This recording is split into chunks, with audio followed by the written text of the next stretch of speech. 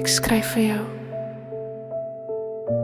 Maar ek skryf vir jou gedig in enkele taal, net met skitterkonsonante en melodiese klanke, soet vokale van rus, net sommer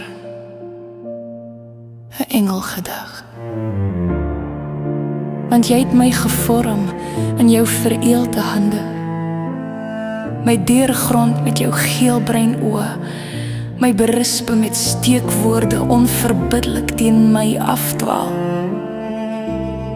Jy was liefdevol doch streng, maar jy offer my naam as jy kniepik, saans voor jou Here God, my raadgewer as my storm woed, jou huis die tuiste van God, jou naam die oase vir my rus.